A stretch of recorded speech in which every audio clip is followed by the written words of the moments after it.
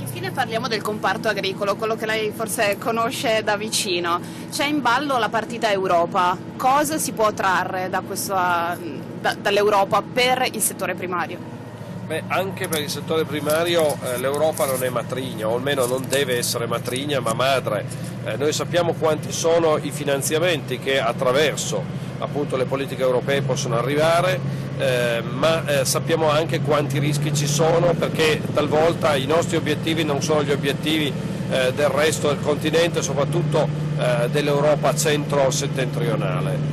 Noi dobbiamo batterci per far sì innanzitutto che vi sia trasparenza e possibilità di controllo delle intere filiere. La nostra qualità deve emergere, ma al contempo dobbiamo anche lavorare con grande determinazione per fare in modo che la nostra credibilità cresca in Europa.